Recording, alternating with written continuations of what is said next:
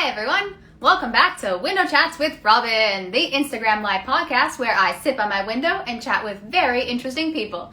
Today's guest is, oh my gosh, Steve.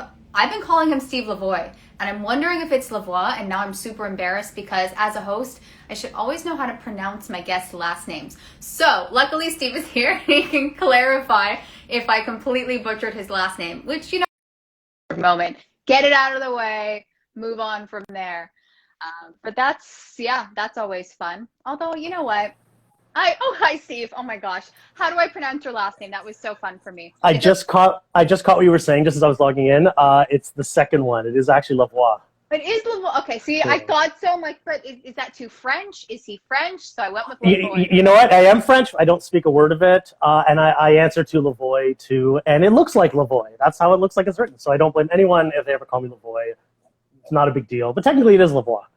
Lavoie sounds so much, it sounds cool. I like Lavoie. I know, it's much more exotic that way, yes. Although I wish I spoke French. Like my dad does, but didn't really speak it around the house, so no French. I feel like that's the problem, right? You're setting the bar high because you have this French last name, and then people, sometimes people think my last name is French, and they expect things, right? And I go, they start talking French at you suddenly, and then you're like, oui. Exactly. Oui, no. You know, grade 10 French, whatever I remember from there, and then just go like, ho, ho, ho, and then insult them, and then they go, oh, okay, you're not a French speaker. We move on from there. In retrospect, my parents realized maybe we should have spoken some French when they were kids because that's kind of the best time to learn it, and like they'd be bilingual. That's so funny. So well, what are you going to do? Good to see you. It's great to see you. Thanks so much for wanting to do this. I was so excited. Thanks for having me. This is great. I love what you're doing. This is awesome. So yeah, thanks so much for having me on. This is awesome. Yeah. How are you doing? We're just going to catch up and people are going to be listening to this. I love All things considered, all right. It's been a long 18 months. You know, I never ever thought, considering, you know, the theater industry would just disappear overnight. And like, it would just be like, well, I'm never going to lose my job or something like this. Like something drastic would have to happen to suddenly have none of that going on. And here you are. So it's been, you know, the novelty of having some time off wore off really quickly. Right. So it's been, you know, I'm trying to stay grateful because, like, you know, I'm healthy. You know, I don't have a lot of dependents. You know, we're stable, and like my wife still has her job. She works at the bank. So like we have to serve the government. So like all things considered, it's like I can't really complain. I'm just trying to do my thing, stay at home. You know, just try to be a good citizen. But it's been a bit hard not having any work and not being able to do music for like almost 2 years, a year and a half. Yeah. So I have like one person who I occasionally do some recordings for. There's one group out in Mississauga, Etobicoke, they're doing like the online Zoom concerts once a month. So I just record them about half a dozen songs once a month for them. And that's about it. Yeah. Your recordings are incredible. I think you were the first. No, we were going to discuss this because I think you're awesome. I think one of the first experiences I ever had with receiving a recording was from you. Because up till then, I'd never had that, whatever. And I get these professional recordings, everything's labeled correctly, just like people get their own part. I was just so impressed with this. And I go, oh my God, this is such a great way to learn my own stuff because I don't have a piano in my little space here and I don't want to bother my neighbors. So I have this recording, I can learn it. It's amazing. And I love that you do that. And this was for the confidential, right? Yeah. Oh my God. I was trying to think. We've done quite a few. A couple of those. Yeah, we did several of those. You know, the thing with that project is that half the battle was the organization, was being able to send it to people in like a nice, organized, easy to follow, because there's just so many moving parts to that. So so I'm glad it worked out. I'm glad it was very efficient and helpful for you. Thank you. I've also done a few like full-on recordings lately of like full arrangements of stuff that I posted. Wow. On the SoundCloud. Another thing I'm doing with my free time, I've decided to learn GarageBand. So I've been spending my time just making recordings just for fun, for no real reason. So, you know, it kind of keeps... So what do you mean by learning GarageBand? Do you know GarageBand? Do you know what I do, but is it different using GarageBand versus what you were using before? I actually didn't know. Right, yeah. So, GarageBand. No, not at all. So what I used to do, so any recording up until not even a year ago, 6 months ago, I just recorded directly on my piano. I have a digital piano that you can do recordings and tracks, and you just hit record.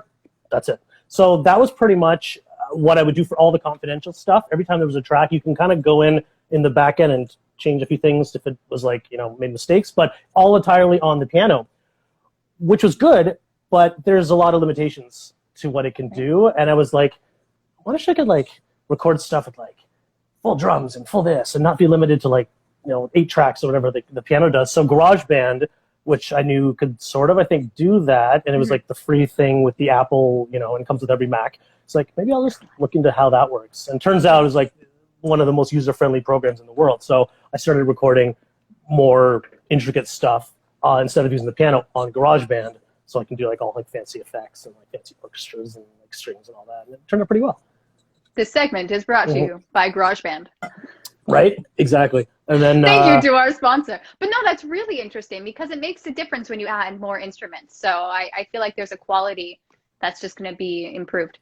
Yeah, part of the downside, but I guess the challenge is that you can do so much of these, versus my piano. You sometimes get bogged down in like, oh, okay, less is more. Like, do I really need 80 tracks? Right, suddenly? that's interesting. You can do so much with these things; it's almost too much, and you can spend so much time futzing and finagling. It's like. It's my least favorite part of the gig is like you go by Piano Steve. What happens now if you start liking the drums on GarageBand? Drummer Steve? It just doesn't work. Keyboard Steve? I guess that's true. I guess it's been more keyboards, less piano lately. Oh well, drummer Steve?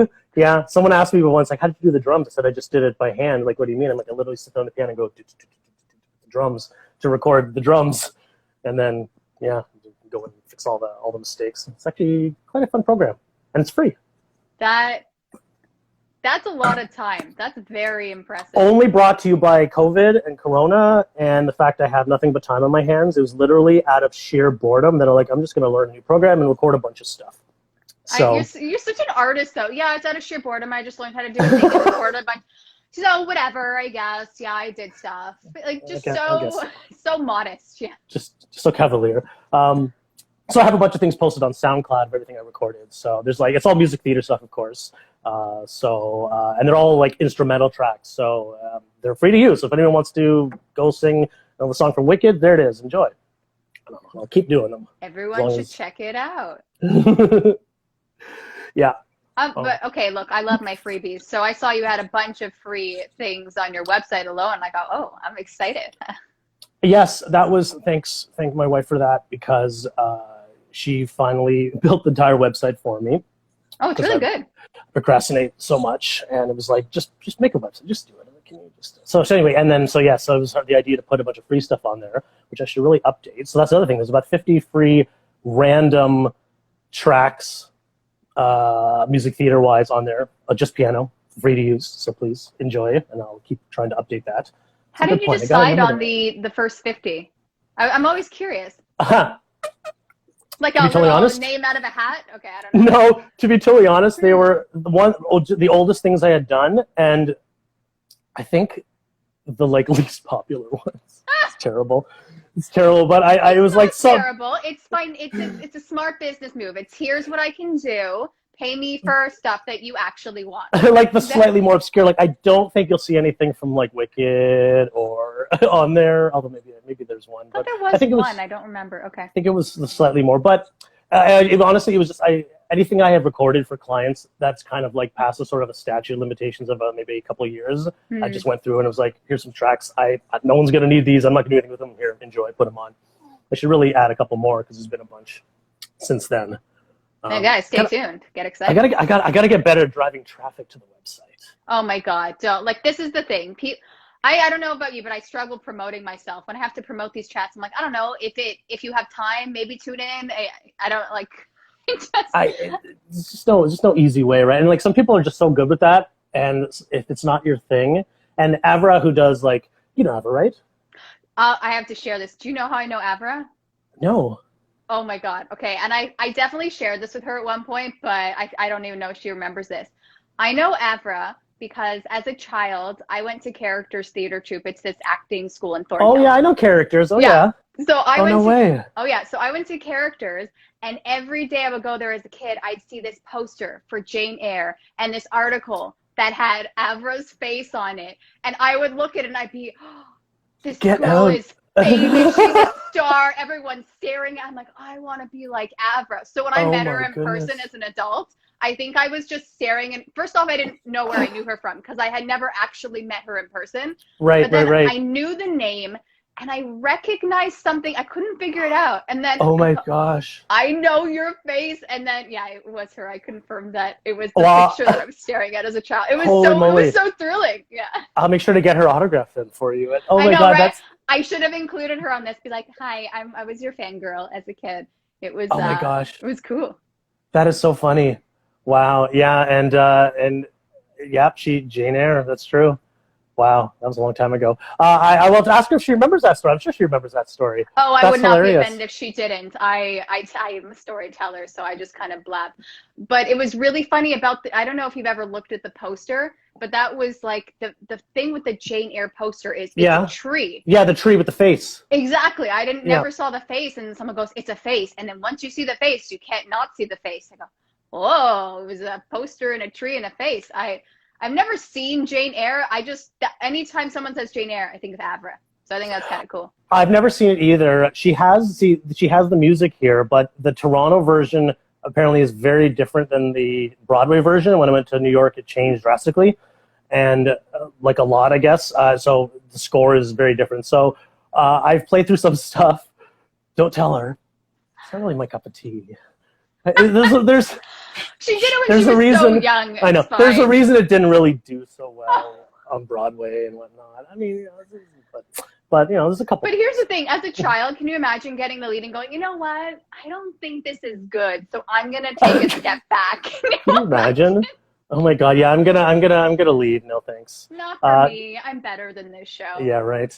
Actually, I probably would have done that as a kid. I don't have the confidence I had as a child. I would have been. Oh no! Excuse me. Can we hear my notes? My little 7-year-old self.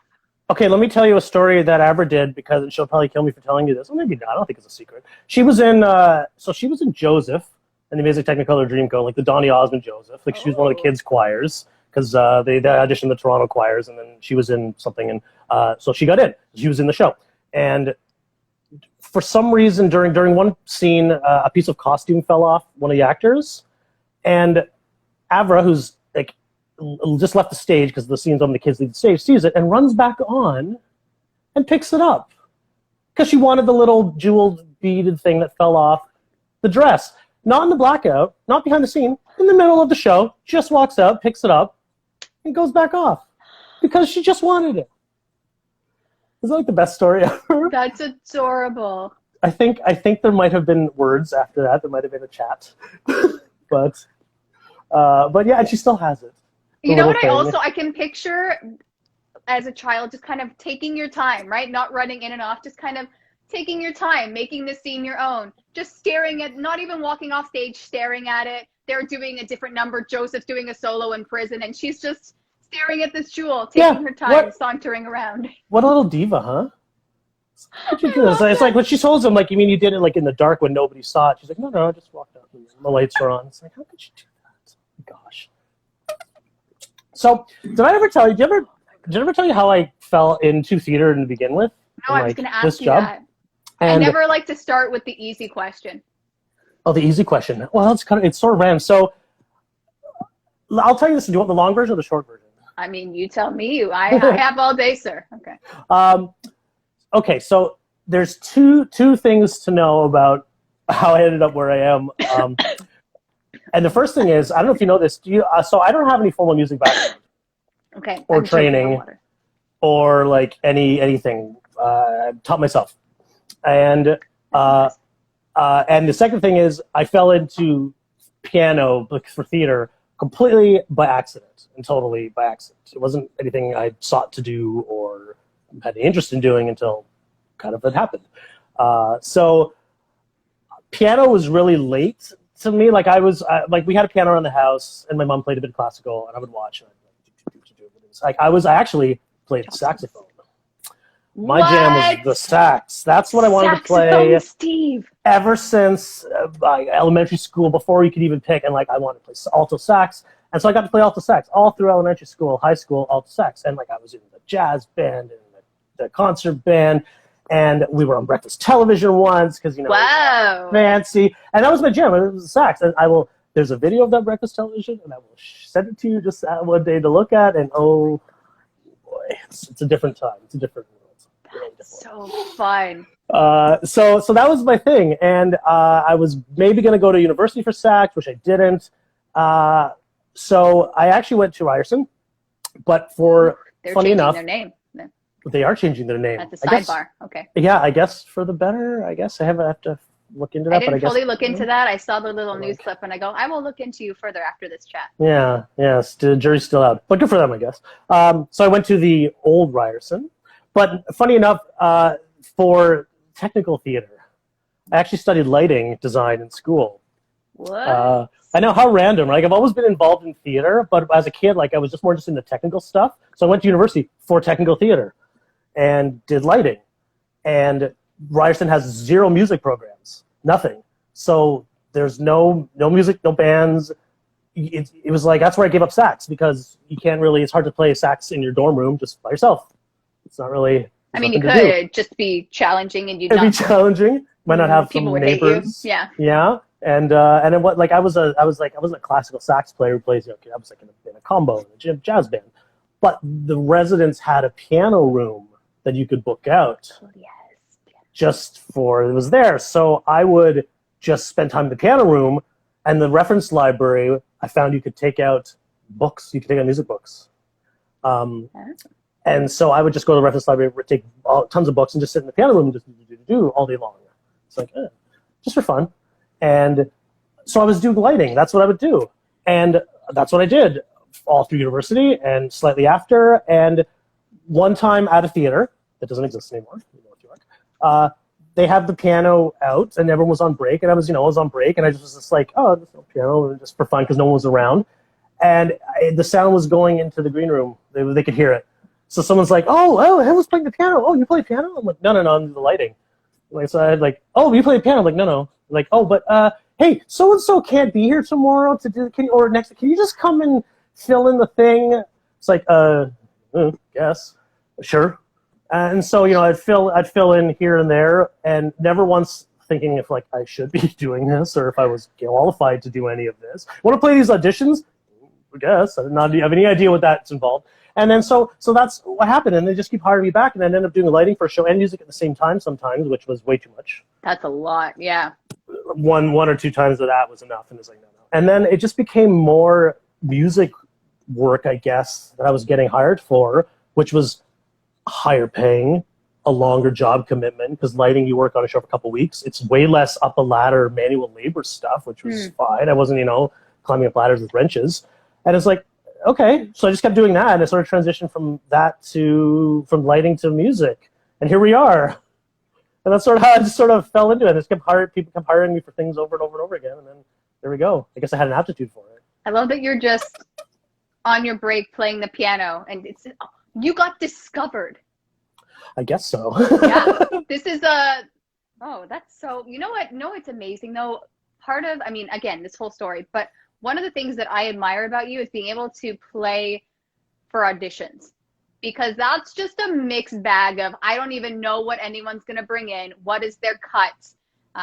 Personally, I definitely remember you played I was auditioning for something, you played my song, and I had this terrible habit of trying out songs for auditions versus going in with the song that I'm confident with. It was terrible. Never do that, anyone watching this. It's not an idea. It's just the worst.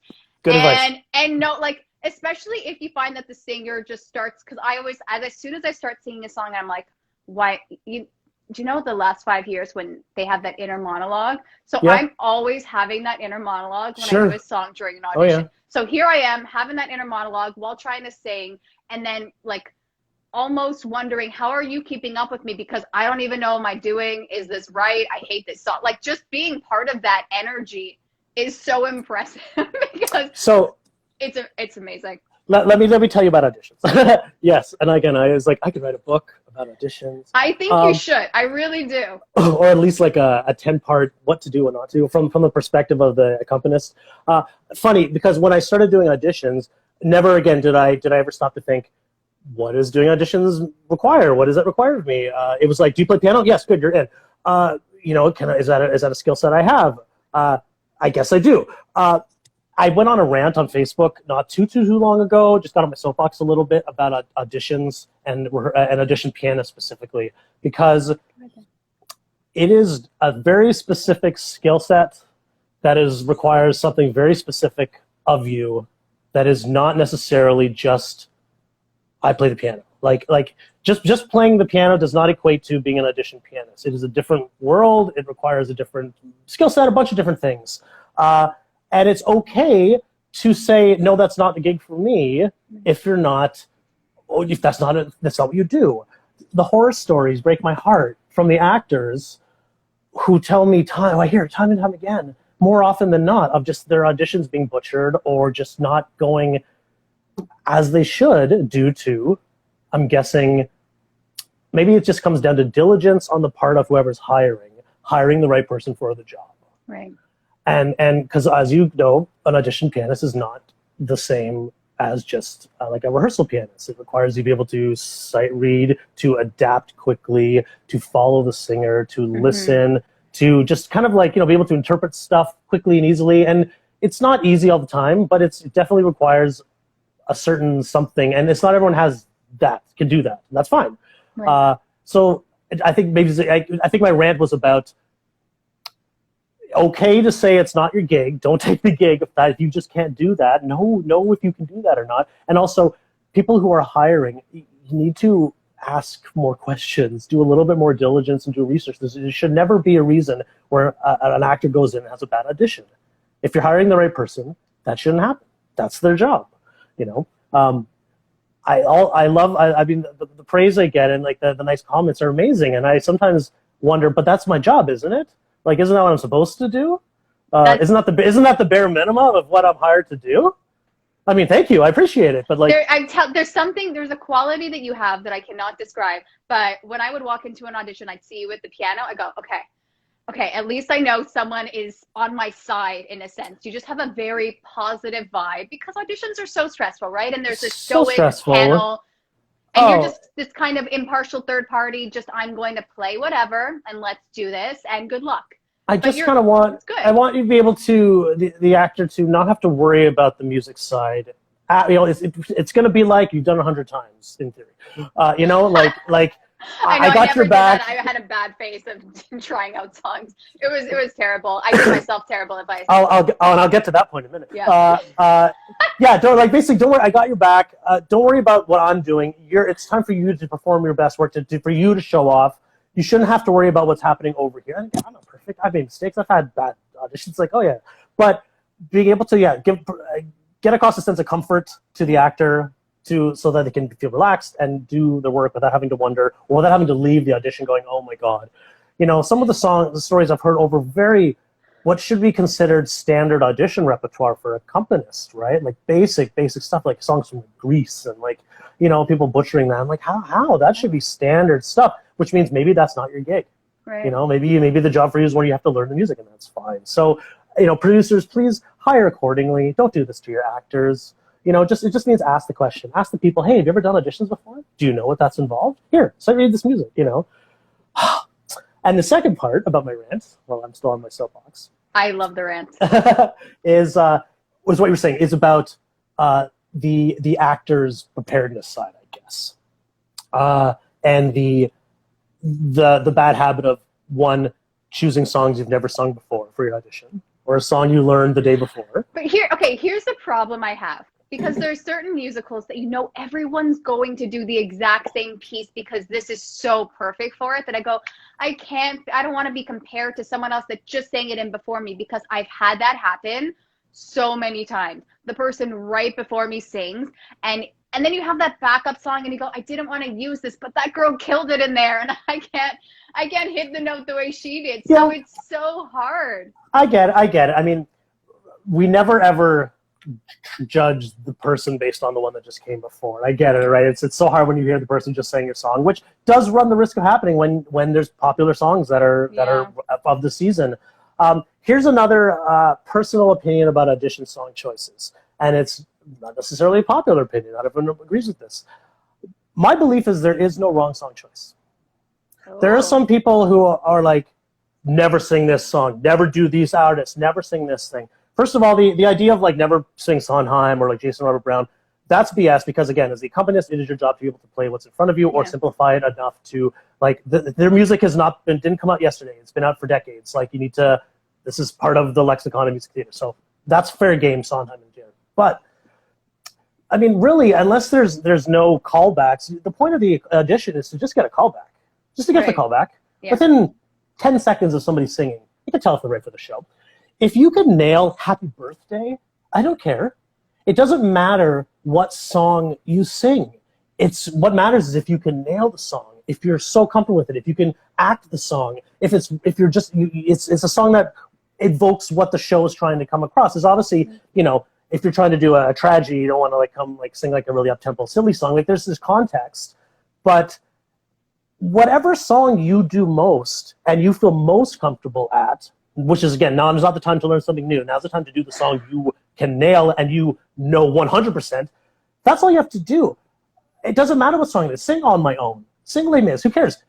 Within 10 seconds, I'll be able to tell you if you've earned a callback. There is no wrong choice. Pick whatever song you want to sing. I just need to hear your voice. I need to hear if you can act and if you can interpret a song. The callback is where we'll get the material to, and we'll figure out what you can do.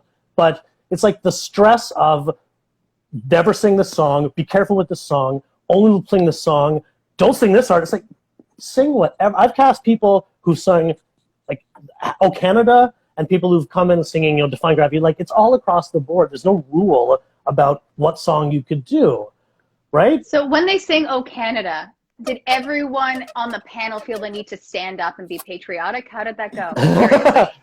No, I think we cut them off after like 2 seconds. They were like, "Oh, okay, thanks, sir. You're good." Yeah. See, and that's the thing too. Is if you sit on the other side of the panel, you do realize pretty quickly if they're right for the show. Mm-hmm. It doesn't take long to get that out of a very quick, 30-second song.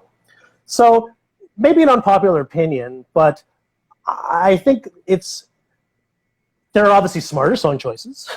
Well, see, as you're saying this, I think, okay, 10 seconds. Well, my goodness, I really need a song that starts off with the first 10 seconds being that note versus, at the end, there's usually that money note and you go, yeah, this is why I'm right for your show. Look at me belt this note. Done.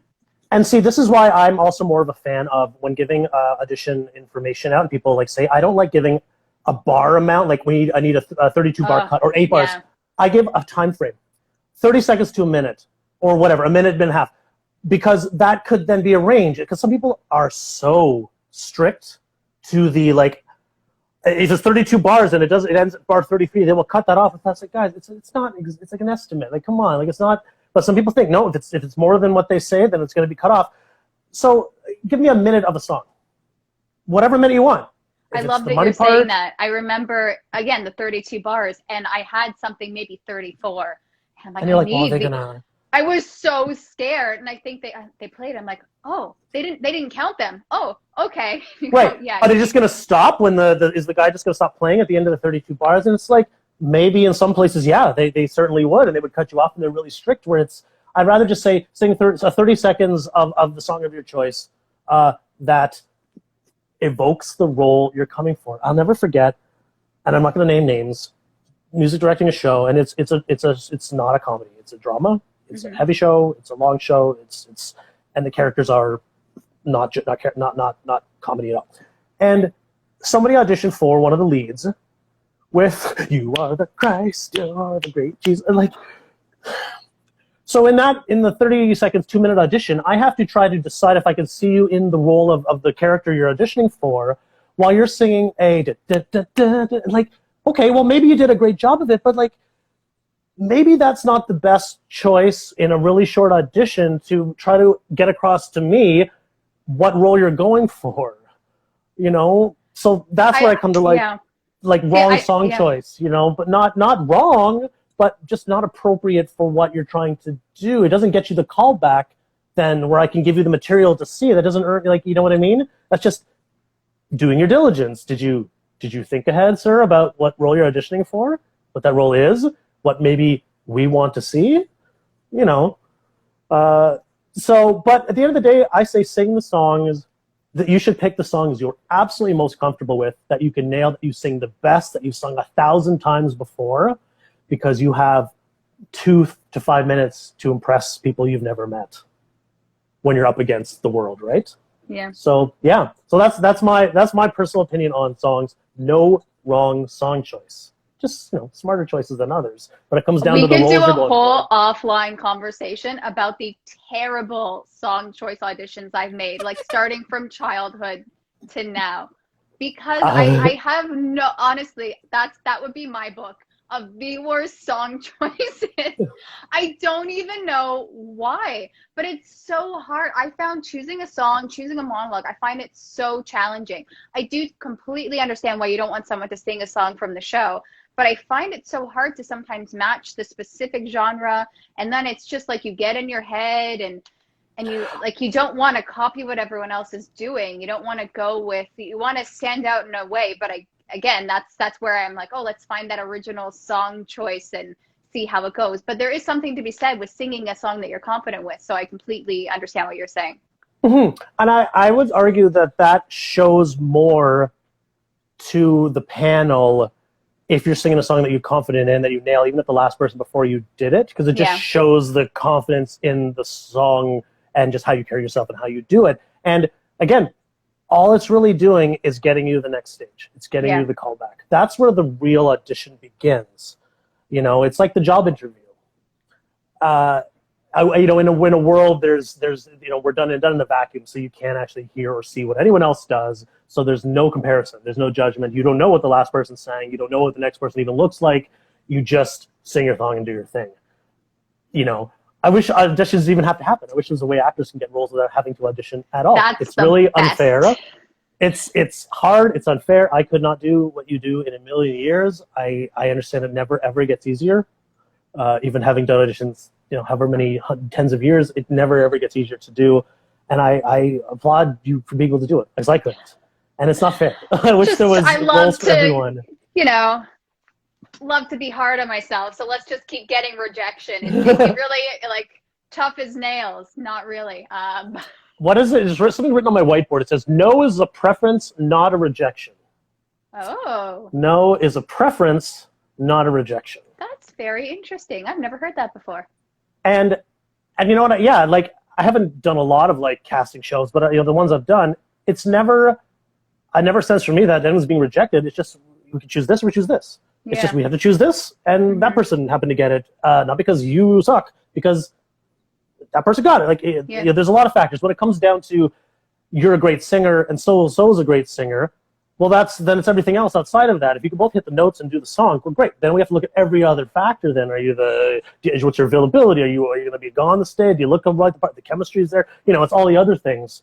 You know, that's why I also say that what impresses me the least in an audition is the ability to belt the high note. Oh, that's so interesting. Like, cool. I mean, good to know that you can. I would hope that if you're auditioning for a show, you have the vocal range of the characters. You know, and I guess we can do a test.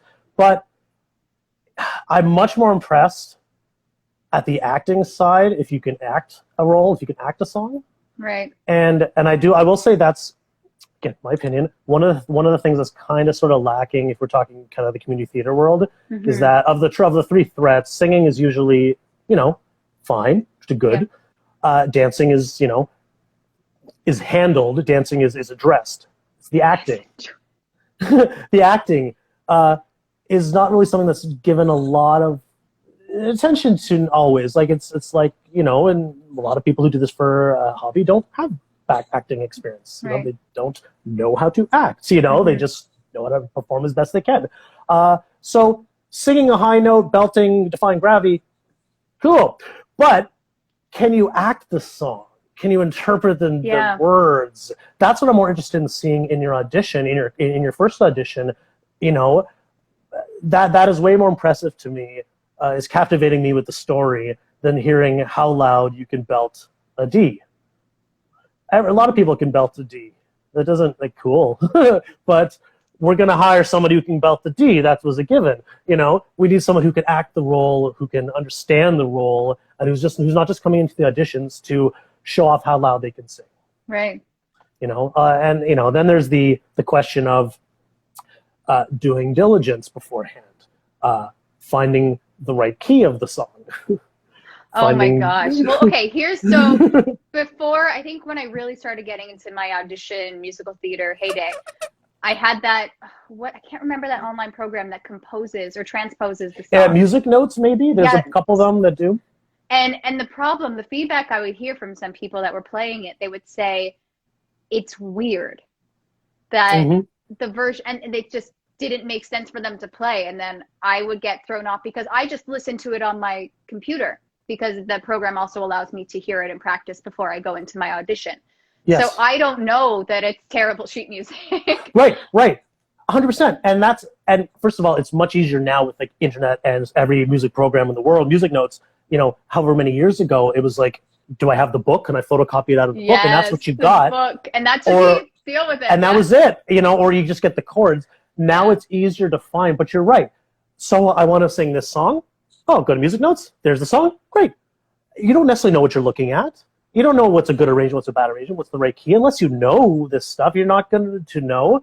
I guess is so. Maybe you tell me, where does the onus then come back to the actor to say, figure it out to find out? Like hand it to someone who knows and say, hey, is this the right arrangement?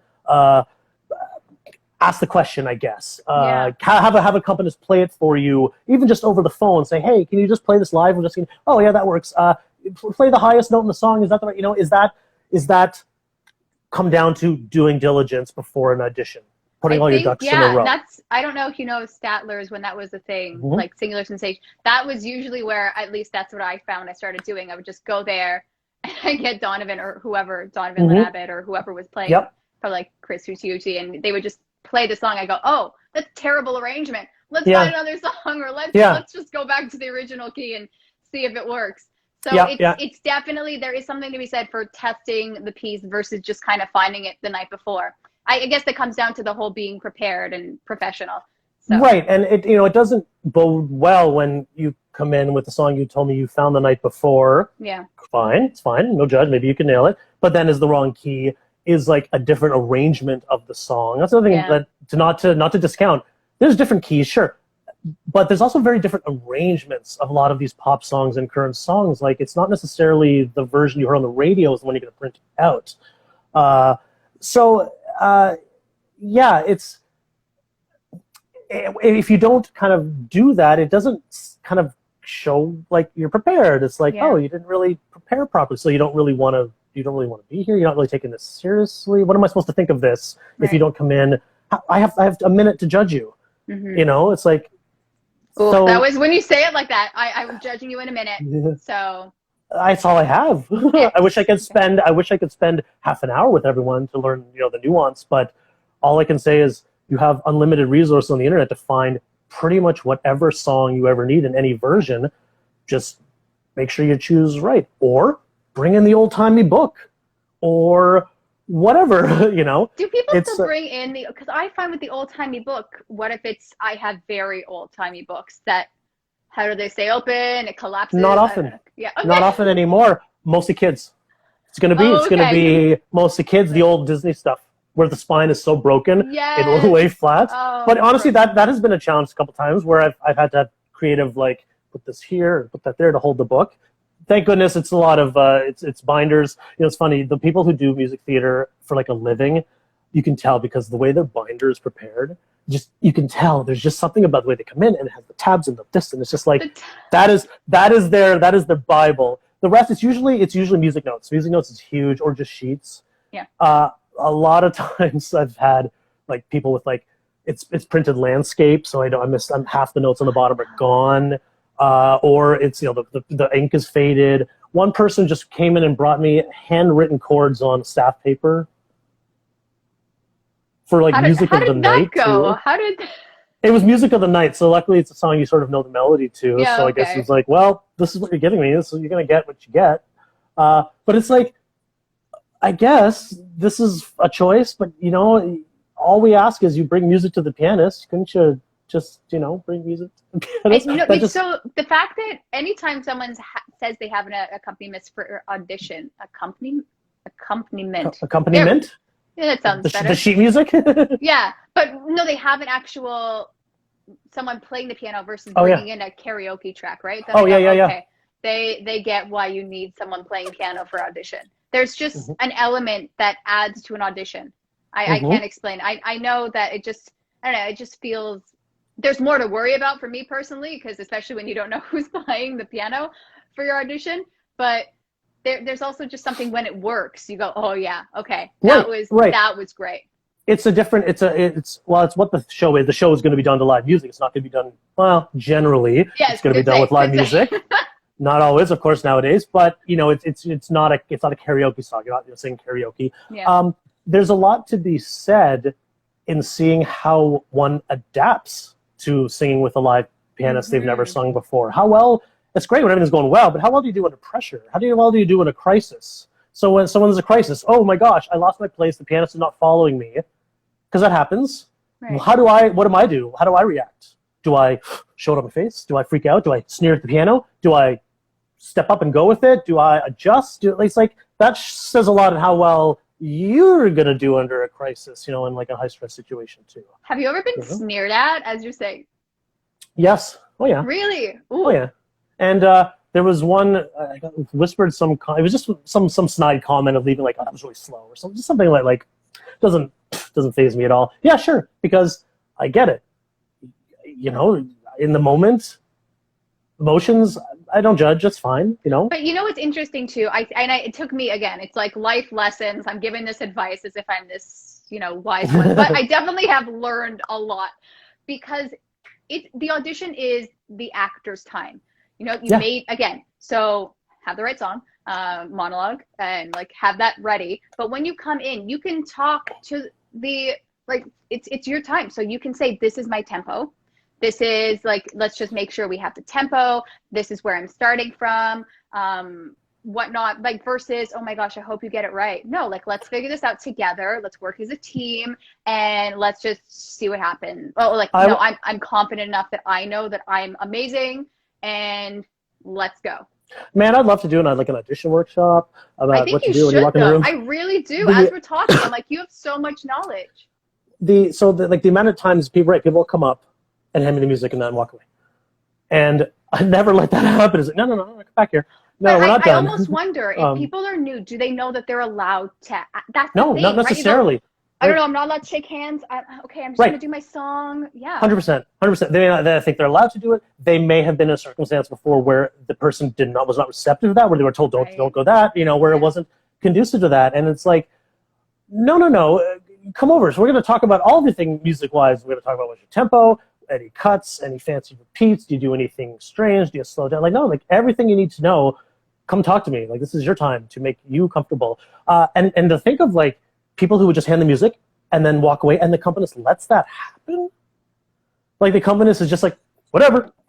Like, again, do you not know what your job is there, sir or ma'am? Do you not know why you're hired to do? You're not hired to play piano. It is not you. It's not your time. It's not your time to show off. It's your time to support this scared person who's probably freaking out or, you know, has butterflies and doesn't know what this is going to sound like. It's not, you know, that's what you got to, again, my high horse. Don't take the job if you can't do it. Yeah. If it's not the gig for you, fine. Yeah. The fact that we're able to talk about this for so long already speaks to there is something a little off with the system. I wish I could do everyone's auditions, not to sound facetious, because like I'm like the best at auditions, but like, hey man, if I give you comfort, great. If I made you how to go to audition, great. Just to be able to make actors not have to freak out when they or worry when they walk in. It shouldn't have to worry. The thought of worrying about how the accompanist is going to do should be a non-issue. Yeah. It shouldn't be a factor for actors. Who's not hiring properly, you know? And I'm hoping in a lot of like Broadways and Merbishes where that's probably not the case, right? I'm hoping that they probably have people who know what the job is and do well, but the number of times the horror stories, and I'm sure you can, I mean, I never get to see them, right? I just get to hear them. You tell me, is it more often than not great, or is it more often than not okay? What would you say? Well, here's I also think it depends on the actor, because I think for the longest time too, I thought, oh, that was my fault, right? This is why it didn't work out. But I think it was also starting out not knowing that I could ask for, this is what I want, and have that discussion beforehand. Yeah. So I think there just needs to be that awareness and that confidence when you walk in, knowing that this is your time and you can ask for things because, like, look, you prepared as an actor. You've taken this time to prepare. You showed up. You put so much thought into it. So just keep. Why wouldn't you? Exactly. The pianist doesn't know how fast you want it. Why should he? And then there's no wrong answer. It could be this fast or this fast. Yeah. Personal preference. Like, just, I need to know. I seek to understand. Because you think, oh, well, what's the right way? There is, like what you said. No, right. I'm going to play it the correct way, and you better sing it to the right way the song is supposed to be. It's like, no, none of that. The right way is however you do it. Yeah, communication, right? Just knowing that you can do that's allowed, being in a space where that's conducive to that, where you're not feeling like, oh, I can't, he's so far, he's a million miles away, I better not go and talk. Like, where the pianist doesn't say, hey, come on over, let's chat. No. Yeah, no, I wish I could, like, hold a clinic on how to deal with the pianist, I guess. We should discuss this offline. We should figure this out for you. You should take this further. You have a lot of knowledge that needs to be shared. This is what this sparked for you. In addition to your GarageBand, we have another project. Yeah, I'll message Avra. She'll be like, "Why are you messaging me? We don't talk." I'll be like, "It's fine. We had a discussion." it's the keyboardist, so the accompanist audition angle. It's funny. You said about worrying that what you did was the actor's fault if they don't do the audition well, if they don't get the part, and I get it. Imposter syndrome, all about that, right? But never once have ever I been on a panel where an actor has been judged for forgetting a line, for starting over, for hitting a wrong note, for just having a moment, anything, ever, not once has there been any sort of, has never been a factor to casting somebody. Not even a little. So if you screw up your song and have to start again, you mess up your lyrics, you're not on with the pianist, none of that matters or is a factor to you getting a role or not, that I've seen. Right. It certainly isn't if I'm the one has a hand in casting, but I've never been on a panel where that's been the case. And I get how, like, as soon as you leave the room, it's, oh, I screwed up, man, that's it for me, I didn't get the role. There's because this I missed level that line of perfection that we feel we need to achieve, gotta be perfect. Right? And it's exhausting because it's not going to be perfect. It is messy, and sometimes when it's messy, it's better. I don't even understand how you could expect it to be perfect when you're walking into a room with strangers in a high-stress situation with music you've never done with the piano. Like, there's so many factors against the actor, and then you're in a job interview with 15 other people that maybe look and sing just like I can't imagine how people pull it together to do these auditions. So, of course, you might forget a note. Who cares? Not once has that ever been a factor for losing or not casting somebody. Where we got, well, hey, the deliberations, hey, here's that person, they missed that note. Oh, they had to start the song over. What? Off the list. Never, not even once. So I don't know if that's like comforting at all, because it's still, but that's not really a factor. It's more about how do you handle the pressure? How do you handle making a mistake? Mm-hmm. Do you just kind of go with it, or do you? Well, okay. So here's the thing: when you say when people start again, if someone were to start again and just have that this whole, not a hissy fit in a sense, but that whole, oh my gosh, I can't believe I did that. That was so embarrassing. I have to start again. Can I please start again? That kind of approach. Sure. Is that a deterrent? That? No. Oh, really? Oh, that's no. And why? Okay, tell me why would it be?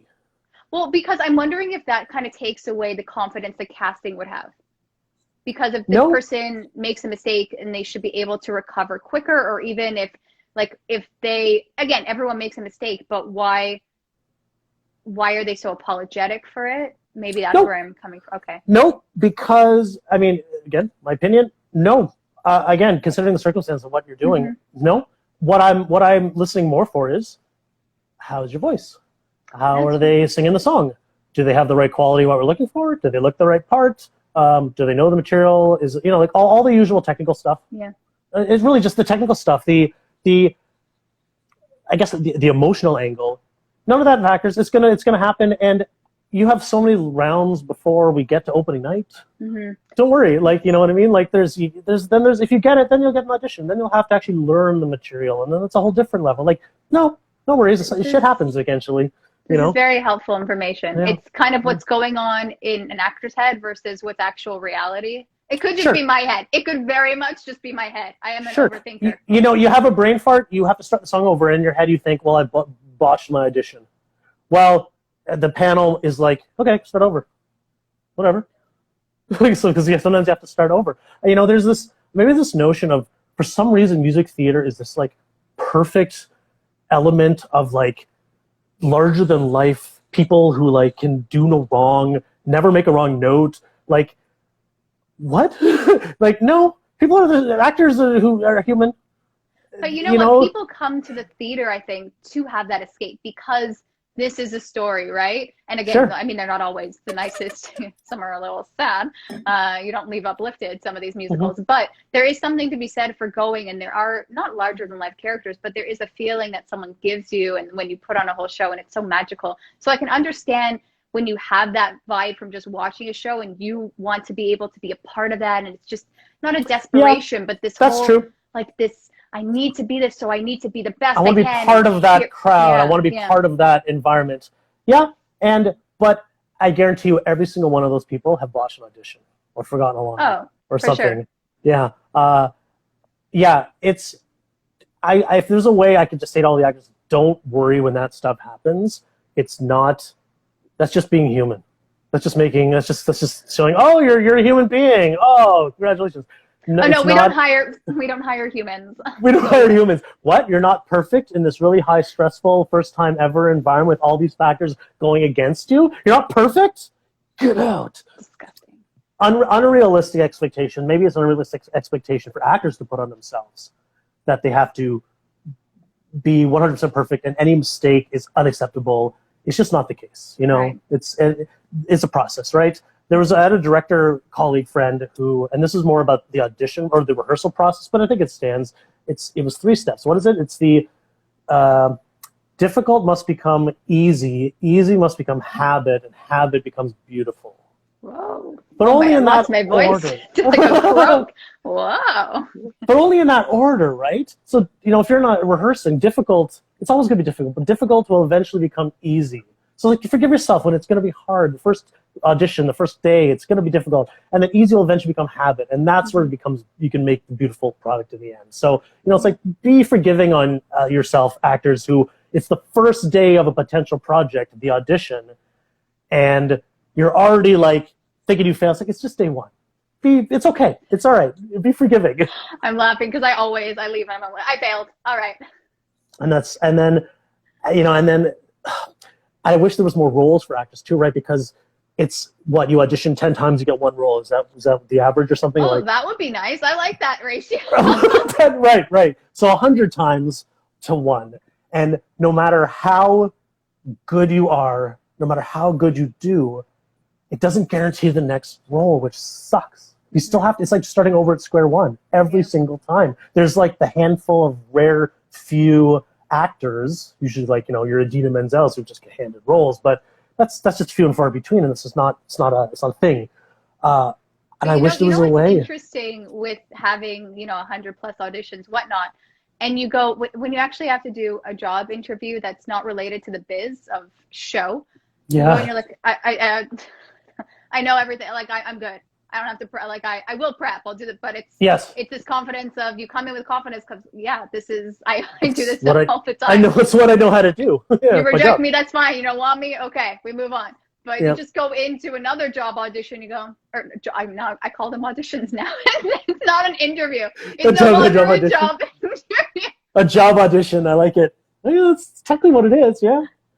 But there is something to be said with having that ability to go in, present yourself day after day, and just getting more comfortable with like being able to show who you are, right? Because I think when you start out, you go, oh, okay, well, what version of me do you want to see? You're like, who should I be? Who should I be? Who should I be? Expecting me to be versus this is who I am. And if it works for you, great. And if not, then we move on. Right. Yeah. It's it's like, oh, well, she's doing that. I guess I need to do that. Or she looks like that. Is my hair looking this? Yeah, no. It's like she's saying that song right before me. I can't do it. No, I'm gonna do it. It's gonna be a little different. Enjoy. Plus, I'm imagining it's much easier to, I guess, come to terms with if it's your livelihood. Like if you audition all day every day and your job is someone said to me, the job is auditioning. Yeah. The vacation is getting the gig. It's getting the show. But the job is auditioning, and you're auditioning every single day, and that's your job. You know, you must get a lot of thank you, no thank you, thank you. Like, it's like, that's just, you get it all the time. It's like, you hear it all the time. It's fine. That is the nature of the beast.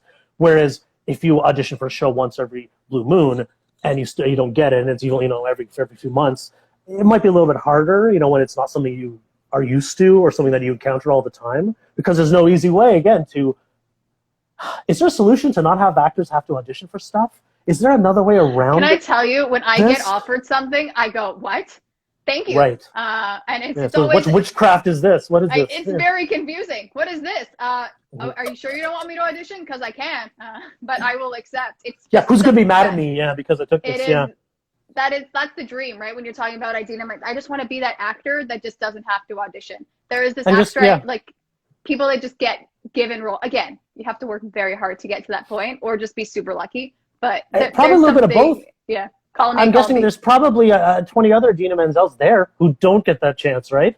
Or as good, if not better. I know. And I feel I'm very grateful because I've been very lucky in that I've been generally just hired. I've not had to audition for my job. Maybe that'll change one day. But I've been fortunate to not have to do that, which is sort of a blessing and a curse, because the industry for theater musicians, there is no auditions per se. There is no it's networking. It's who you know. Okay. It's that very extensive resume that you have online, that's just I've given it to one person. Okay. One time I've given my resume but they had already hired me at that point anyway. Not once have I ever asked for my credentials. I don't have any credentials to show. I have no certificate. You should say, I played the saxophone. Let me show you this breakfast television. Kind of a big deal. Send you. Can you still play the saxophone, sidebar? Yes and no. I know all the fingering. All the fingering I remember 100%. The embouchure is gone. So occasionally I'll take out the saxophone. So it's the mouth, like, I guess, I'm sure Reed players would probably explain this better, but it's the mouth positioning and strength. Like when you blow into the sax, like the way your mouth's positioned, the strength, the embouchure of your mouth, I guess, is the positioning. I don't know the exact term, but it's how you position your mouth on the instrument. So like flute would have a different embouchure, the way you place your mouth over the holes. Trumpet, you have to like do this. And sax, you have to sing in your mouth this reed. So it takes a while to build up the stamina. The first time, you play for long periods of time, by the end you're like your mouth is gone. Right. That is gone right now. So I can make the sound on the sax, but the strength, the ability to play well is completely gone. I have not kept up the chops in that way. Right. But I remember all the fingering on how to play all the notes. Don't play anymore though. No, just to annoy application. It is. That's funny. It is like it is with anything, a use it or lose it kind of thing. And you know what? Yes. I was very proud of myself. I kept a very mature face throughout that entire discussion. So thank you for sharing that with me. There's just so much immaturity to be said for everything that like. I know, right? I know. Let's keep it clean. Okay. Let's keep it clean. You're right though. It's not keeping it up, and that's literally comes down to it's not the remembering and what the notes are. It's how to like the technical ability to play with the mouth. Like it's gone. So, but and nowadays though, if you want to do music theater, sax, you don't. You got to play sax, flute, clarinet at the minimum. You got to play at least 3 different instruments. All 90% of music theater stuff written with like orchestral stuff, the reed players play multiple instruments. Mm-hmm. It's been that way for ages. So there's no sax anymore. You have to play all of them, and that means I'd have to learn clarinet and flute. Just play the piano. Flute to you sounds silly. Flute to you sounds silly. I will slowly send you that video so you can see. Oh, I'm very excited. I might include that with the clip and be like, this was Steve in his heyday. Oh, it was such a different me. And my brother's there too. He's playing trumpet. It was such a different world. I looked very annoyed in the whole clip. That was just your performer face. That was my performer face. I wanted to look very serious. So that's exactly you're a serious musician. Excuse me. I have my serious face too. I get it. People just said it was a bitch face, and I'm like, no, this is my professional face. That's my serious face. Yeah, don't mess with me. So I've been fortunate. I have not had the actor's trial of having to come into the room and show off and play. I don't even know how well I would do if that was the case. Right. But that's the industry. The other side is that it's hard to find work. I'd love to go play for Mervish. Who do I know? How do I? Actually, funny sidebar to that.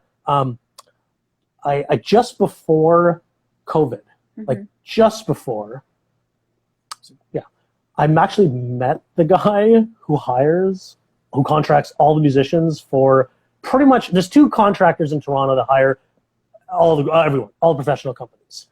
One of them I actually met before he works for Drayton, but then I actually met the other guy, the main guy, just before COVID happened.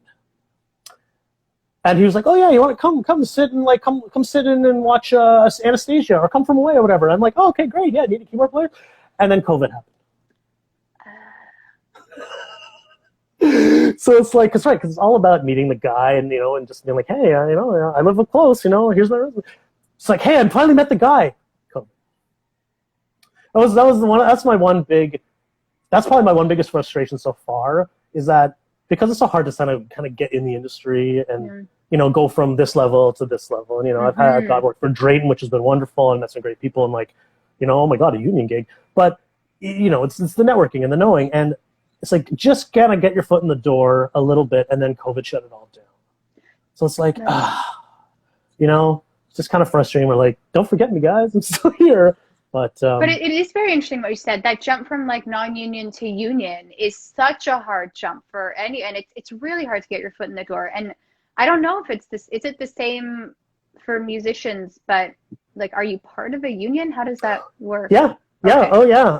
So I'm on the union right now. I'm part of the musicians union currently. The thing about the musicians union, which is different than the actors union, is that anyone can join the musicians union. Oh, you could join it. You could join it tomorrow. You could join it today if you wanted to. All you do is sign up, pay your dues, and you're in.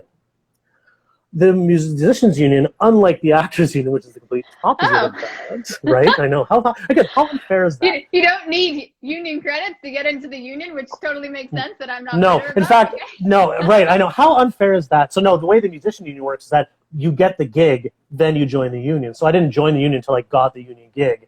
Then they're like, "Oh, you have to join the union if you want." I'm like, "Oh, okay, fine." Interesting. Okay. So the union they don't guarantee work or any sort of quality of your abilities. They don't guarantee you're a good musician. None of that. They just look after your interests and make sure that when there's a union gig and the collective agreement's all fair and they have benefits and insurance and all that. But they don't guarantee that you get a job or anything like that. It's just you're part of the union, so now you have benefits and you have if it's an agreement with the company, then you have backing. That's it. So part of the union now. I have no union gig. Again, there's no job interview. There's no audition postings for this. There's no looking for a keyboard player for this show. No, it's who you know. It's how I got into the job to begin with, accidentally. Right. Someone overheard me. I want you to just go. This is my plan for you. Okay, you're gonna know someone that's playing it in whatever Merva show, and you're gonna be in the green room when everyone's on break, and then you're just gonna be playing the piano. That's what's gonna happen. And they're gonna overhear and just be like, what? We need another piano player. What is happening? And there he goes. And and the funny thing is, that's pretty much what has to happen. I worked for Theatre Aquarius briefly. Yes, Hamilton. I saw that. I was so excited. Which it was Freaky Friday. It was it's a pro group. It's a union group, and I filled in for the last week of the run because the other guy was leaving to go to Drayton to do Annie, and the reason I filled in is because I was going to do Annie with him. So he just got my name from somebody, and he was like, hey, want to come fill in? Never met me before, never heard me play a note of piano, and asked me to fill in for him on a union gig at the end of a run. So he just had to trust whoever he talked to trust, and so it's like, great. I love that idea, but I also sometimes wish there was a more straightforward path to this, where if I wanted to be a doctor, I could go to the school and do this and apply, and that's how I get to be a doctor. If I was good, I could, but with everything, right? Even if you take the doctor route, there's so much competition to work at a certain hospital, whatever residency. I think every profession has its own challenge to get into the door that you want to get into. You know what? You're totally right, because you can argue with a doctor that has the skill set to be a doctor doesn't necessarily guarantee him a job anywhere. I have the skill sets to do the job. it doesn't guarantee me a job anywhere. Yeah. Yeah, you're right. It still comes down to knowing somebody, being in the right place at the right time, being recommended. But like, so, here's the thing, as you're saying this story, the fact that you could come in at the end of a run and play, that is so stressful for me. My goodness. To just kind of go, yeah, okay, I'll do it. How do you, well, so last second. Well, it wasn't entirely, I mean, I prepared. I prepped a lot. So I knew I was coming in for the week, and I can't remember how long before he asked me. Maybe a month, probably wasn't quite a month, let's say a month. So I went there and sat in on the show twice, I think, and watched. Mm-hmm. I had my own copy of the music. They use all the keyboard programming stuff is done off the computer. So I had the actual file, the program, so I could play the exact part with the exact sounds, exactly as the show would be. I had an audio recording they had recorded of the show that I could essentially play along with. So I had every single thing I needed to be able to practice and rehearse on my own at home for however long. I could practice all day, every day if I wanted to. So honestly, when it came time to do the show, it felt like I had been doing it for 3 weeks already, which was great. So it wasn't so much it was just nicer to do it live, and there was a few tweaks here and there. But the prep work, they didn't feel as stressful going in to cover at the last minute because I had the tools to do all my homework, which was great. Which you did your homework. And I couldn't imagine doing it. The only way to do the gig is like, well, I would need to do my homework, because the other thing is that I guess the expectation is, at least in professional theater, if you're subbing in for somebody, if you're covering for somebody, your job is to replicate the way they played the show. I'm not going in to play my way. I'm going in to replicate how that person played. Right. If the drummer for Hamilton needs to sub out and needs a sub drummer in for Hamilton, the guy needs to know how to play the Hamilton the way the original drummer plays Hamilton, because it needs to sound the same. The audience can't know there's any difference. So that's part of the challenge, and part of the job was being able to listen to what the music is, listen to how the guy's playing it. I mean, it wasn't the hardest show in the world, so it was pretty straightforward. And being able to replicate the sound of what the audience has already heard. I will tell you right now, that does not happen in amateur theater. It just doesn't. We could talk also for another 2 days about the whole hiring of the band thing. It doesn't happen. Usually because it's just, I need someone to fill in who's available. You don't necessarily have the luxury. I mean, is that an excuse? No. But anyway, that's a whole other story. Oh my God. But yeah, I was luckily given the tools, given the time to do my homework, to be able to do the job. And plus it wasn't like a super hard score, so it wasn't a lot of brain power to like have to learn it first and then have to like figure out how to interpret it. So that was good. It was a great time. Actually, I had a really good time on it. It was super fun.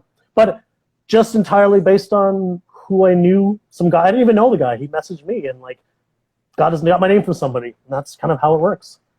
You know? Oh, so you're also going to be discovered on Window Chats with Robyn, and then you're just going to book something like this. Yes, anyone listening who hires keyboard for music theater specifically, I have a laptop and everything, and I live downtown. You know, okay, is it so? Sorry, do you play keyboard versus piano? I might be getting the terms wrong. Like in the orchestra. I play both. Okay, yeah, okay. I didn't know it was different. I'm ignorant. No, that's okay. And you know, honestly, the term, and again, maybe this is not a rule for everyone, is sort of interchangeable. It has sort of been interchangeable for the longest time. Electronic keyboards, I mean, they've always been music theater, but like the extent of electronic keyboards now in music theater, and the programming and the amount of tech is ever since like 2000s, sort of like mid 2000s, it's like exploded, where now it's 3 keyboards, computers at the wazoo. So I look at piano as being kind of the acoustic piano, just straight piano.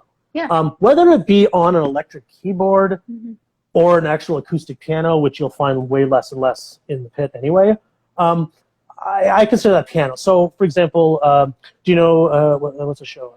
Spelling Bee? Do you know 25th Annual? Oh, yeah, it's so fun. Bee?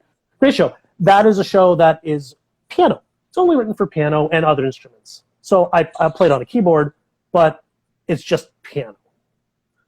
But then there's shows like Addams Family. Do you know Addams Family? I do. A show like that, which is keyboard, where you're playing everything but piano.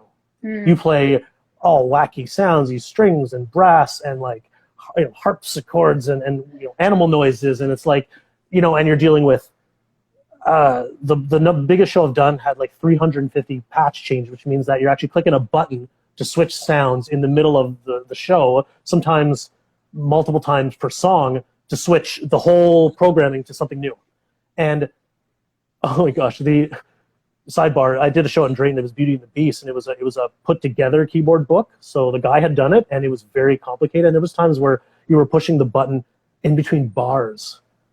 It was like click, like it was like with an eighth rest in between. Like it was like a dance. It was insane. So like that kind of level of, and like you have a volume pedal that you're like using to control the volume.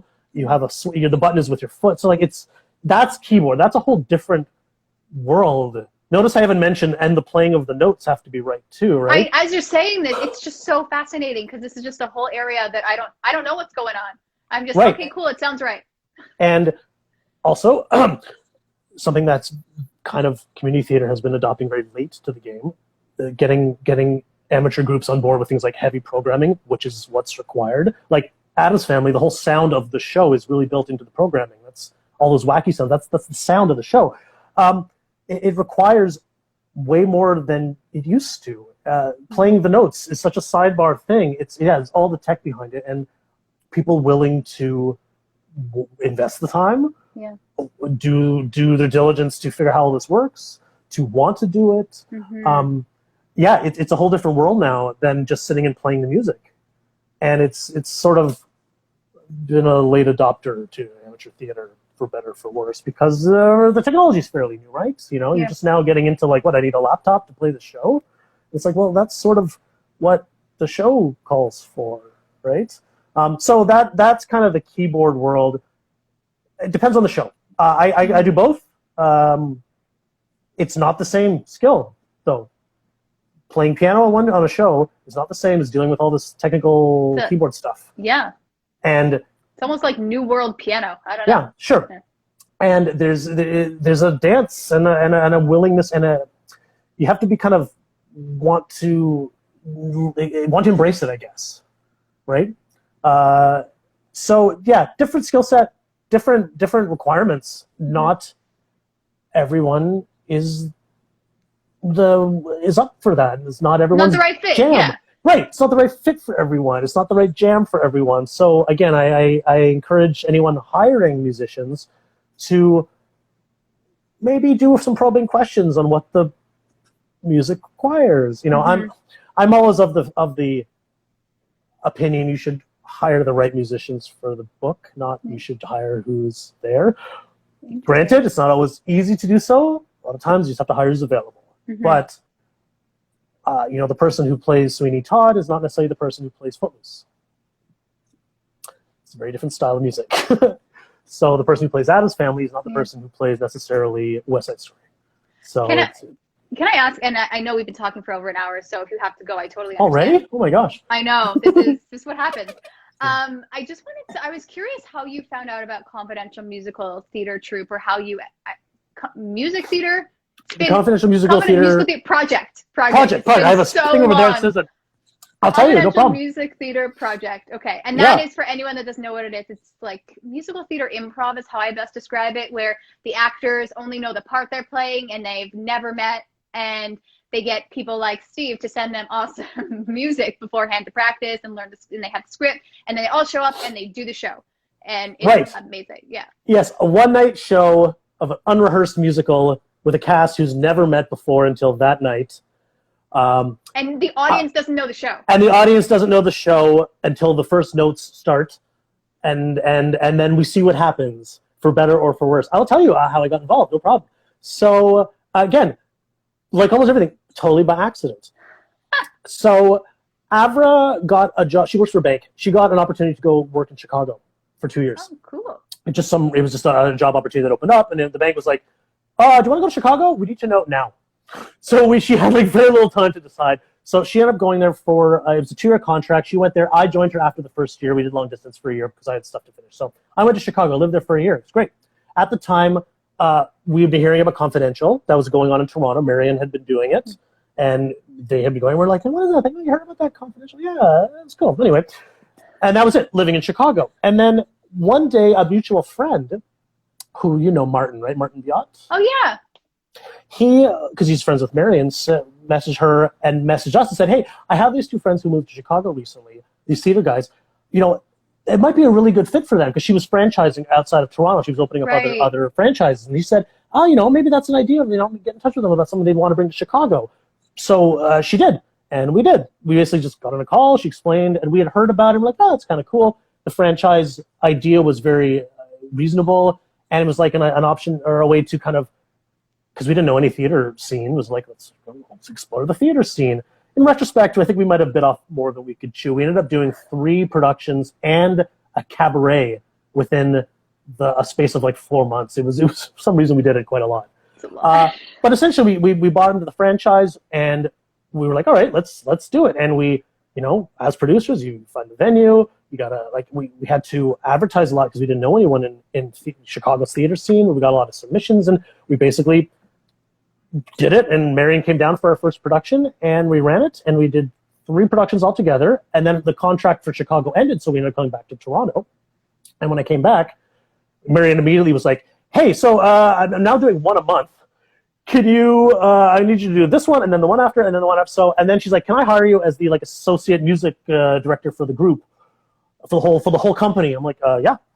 So came back to Chicago. We kind of closed because it was hard to, couldn't really kind of keep going to Chicago. Mm-hmm. But I ended up working for the Toronto head office, I guess, which meant that, and this is when it was exploding, and there's all kinds of franchises popping up. Everyone, it was like 10 or 15. So every time there was a new group, they basically, I would be the point person to like, hey, this is what the MD job is. This is what we do. A couple times I met them in person. We went out for brunch, and then I was, and any questions they had as they were, because they each had their own individual MDs. Any questions they would ask me, and then I ended up working for several of the other franchises as well. So I did a lot of the Toronto shows, but then the one out in Hamilton, and Hamilton, somewhere. Where else did we You were in Newmarket with me. Newmarket, thank you. Was that Gypsy? That was, we can say it now. Yeah, it was Gypsy. Can we say Gypsy. it? Oops, we said Sure. it. Okay. Oh, yeah, that's been long enough. I think the statues are enough. And you were in oh my gosh. Drood? Drood was my first one. Drood was my first, yes. I've never heard of that musical in my life. And me neither. I had no idea what to expect, because it's also an improv, not an improv musical, but it's audience participation. Yeah, right. So they decide the ending, and I'm like, what? Like a play in a play. I found it great fun. It really tapped into, I guess, the skill set I have, because it was like doing a mini audition every day, right? Like my primary role was to make sure you guys do not worry about the music. You jump, 7 pages, I jump with you. You slow down, I slow down. You speed up. Making you guys feel comfortable. So hence all the the recordings, the tracks, all the Word documents or the Google Docs with all the notes to try to make sure everyone's on the right page. You know what the biggest challenge of the whole doing those shows were? Not what you think. It wasn't the having to deal with people of all different skill levels. Mm-hmm. Not at all. Or being able to, or having to be on your toes. It was the different amounts of preparation. Oh yeah, that's interesting. Throughout. Yeah. It was that was what tripped me up the most. It was the people who didn't prepare. So you didn't know what the hell was going to happen. I know. And it wasn't because the people who prepared still might go off the rails, but there's the ones who just, they've read the script, what's going on, and then there's the ones who you just know they showed up yesterday and opened it for the first time, and that was what was most stressful, the X factor there. Yeah. I think there was miscommunication, because when it is the audience doesn't know the musical, it's the performer's allowed to know the musical, you're allowed to open the book the day before. You're allowed to actually rehearse it. You're in the show. It's not improv on the day. Please rehearse it. And that's not a judgment. Anyone there is. I mean, it was, first of all, it was a volunteer thing. There was reasons for who knows what people had time to do. And that's the thing. What kind of level of commitment was available. And honestly, that's sort of the nature of the project too. It was, here's the material. See you in 2 months. What you do between now and then is up to you. Exactly. And that's fine. But that was the trickiest thing to adapt to were, oh, you haven't read the script, so I don't even know where we're going now. So, but all in all, I was a blast. They were great. It was, you know what? I got hooked on it. So my husband can attest that I did like 8 to 10 of them. I just kept, and I would go all over. I did, my first one was Hamilton, and then I ended up going to like Port Perry and Windsor and I can't even remember, Newmarket, the one we did, and it's where was like all these other ones that kept popping up, and Whitby and everything. And it was just so amazing to see, because I stay in my Toronto and little bubble in a sense, right? Maybe I'll go as far as Richmond Hill, but it was so amazing to see talent from all over, right? All over Ontario. And you go, oh my gosh, you exist. And then you run into them in other places. You go, I know you from A Confidential. Oh yeah, Brampton knows another one. I'm like, it was so cool. And you put this on, and it's just something that was so meaningful for so many people. Such a unique idea. It was such a unique idea to be able to perform theater without all the trappings, but also to be okay if it doesn't go flawlessly, which is the whole point. Yeah, it was really neat. It was great, because again, it was just like doing a mini audition every time, and there's something fun about being able to go with the actor and see what's going to happen. I will say there were some shows I preferred over others. Not every single show I did was my cup of tea per se. Ironically, I think at the end of the day, Mary and I realized we have completely different tastes in music theater. I'm much more of a pop contemporary style player, much less classic music theater. I never even heard of Drood before that one, but man, the amount of scores I had to learn from top to bottom, that I wouldn't say I can now play them all anymore. They're pretty much all gone, but man, that was a lot of got to learn the whole show, top to bottom. Go for it. Baker's Wife, or whatever it is. There's a lot of musicals that I think it was so nice to revisit the past, in a sense, right? Sure. They don't get done for whatever reason. Some of them that was great. And it was so cool to see everyone, revitalize it in a sense. Yeah. More often than not, you probably know, people really embraced it. The ill preparedness it was few and far between, really. Man, people really took to it and went with it. For the most part, everyone was so into it, and it was, and they did their homework, and they brought it, and they came. They had the notes, and I'm like, oh, my people, I love them. Okay, I think that's what it was too. It was, I went somewhere and people were prepared, and I go, oh my gosh, everyone else is invested in theater. I love this so much, and I just was not finding that before Confidential. It was people, they did the homework. Again, what we were talking about before, people not being prepared, it was far and few between. But people doing the homework, making choices, coming in, and you just get to play. And it was so fun. We did, in Chicago, the 3 we did were Once on This Island, which it was a different time. I love the show, okay? I love Once on This Island. One of my favorite shows.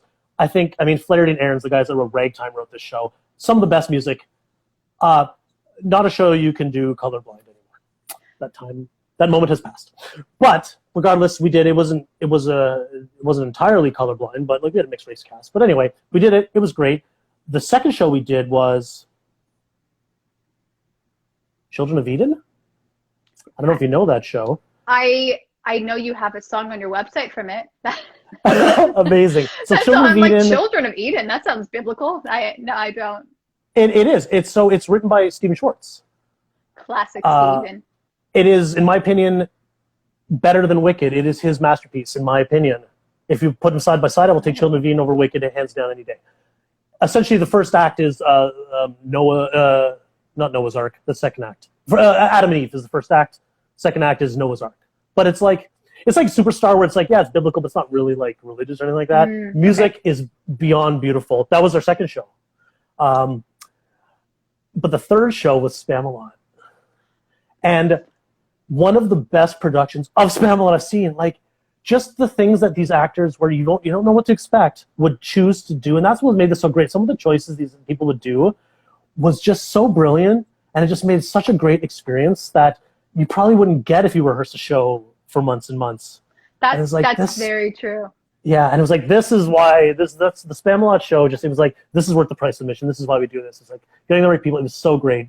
Yeah, it was such a great experience. I was just saying this. I remember there were so many times when I would just be sitting when it wasn't my part. I'd just be watching, and like because you don't get to really see what's going on backstage, Sure. right? So I would just be captivated by someone else's performance. I go, oh my god, the choices, the talent. It was just. The people that you meet, I was getting blown away. I was and it was I tell the story every time I see this guy, and his name is escaping me right now, but he was doing what I deem to be the weirdest warm-ups backstage. It was for Drew as well. Again, I'm like, what on earth is this guy doing?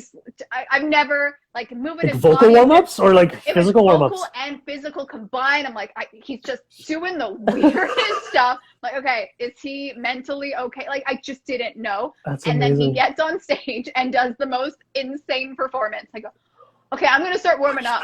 That's great. I think it was Adrian. I think it was Adrian Marchak. Adrian Marchak, yeah. Is that right? Yeah. And I'm like, oh, that was fascinating. Oh yeah, to watch. I remember him. He was so good.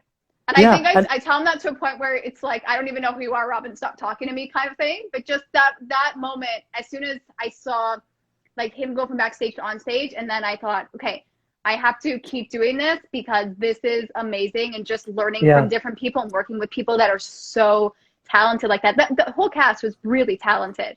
But that specific memory where I was judging someone, like, what are you doing? And then you saw it, he's like, okay, well, I need to I'm going to steal all of that now. It was so good.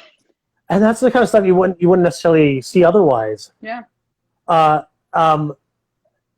It's, it's funny because people go to see The Confidential and expecting, well, maybe the train wreck, but I would say like few and far between, right? Like, everyone wants the generally though, there weren't. I didn't do all of them, of course, but the train wrecks were few and far between. And I saw a couple in the audience. I saw Little Women and Les Mis, and they were fantastic. Mm-hmm. Like there was no real like mishap, huge like train wreck. They were like pretty legit shows. Yeah.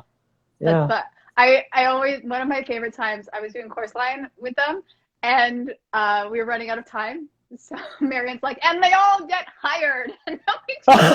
Really? Oh my gosh. It was so funny.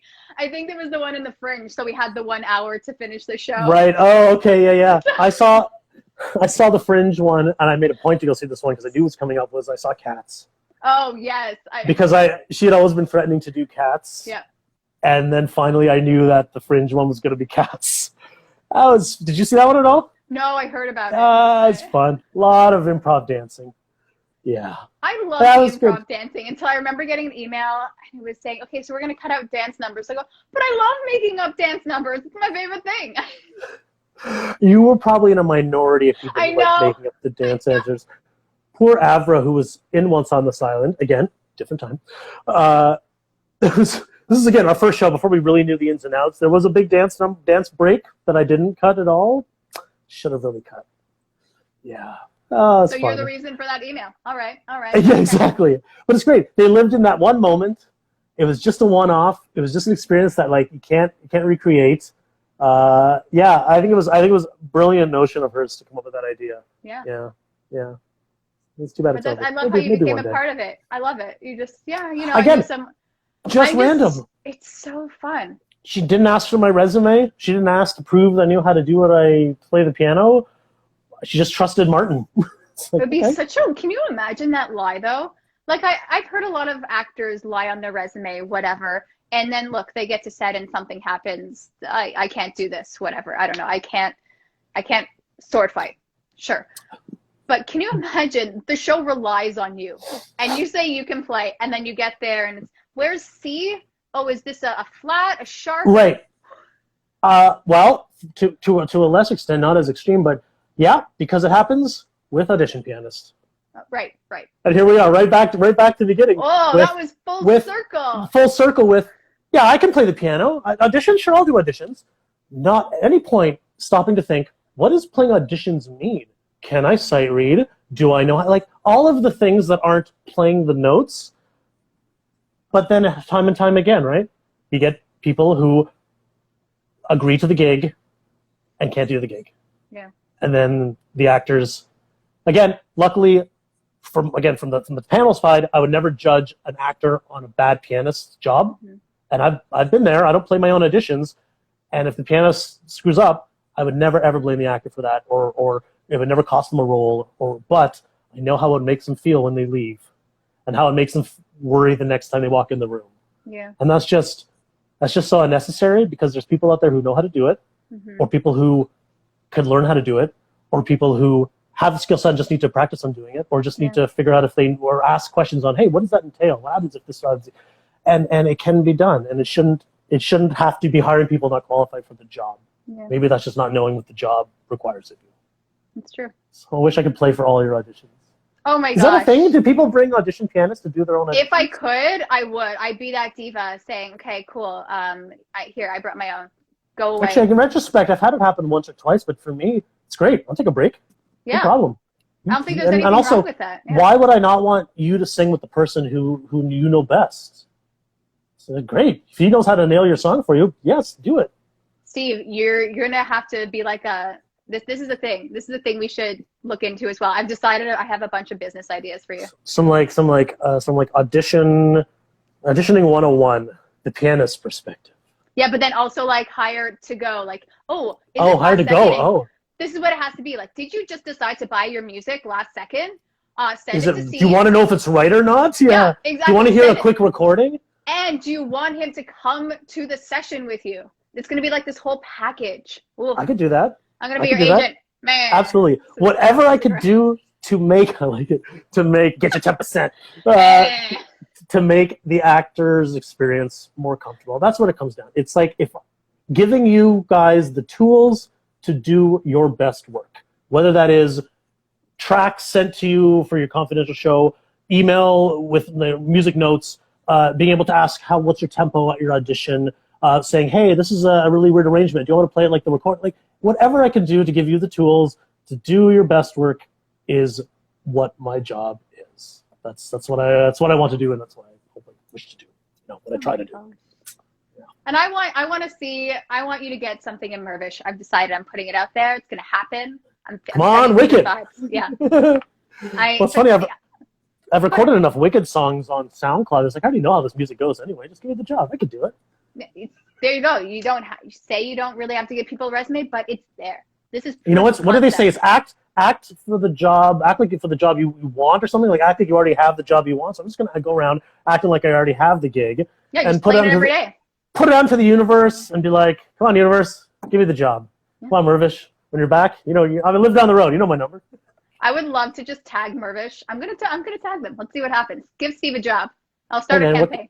What could hurt? Couldn't hurt, right? Just be a block.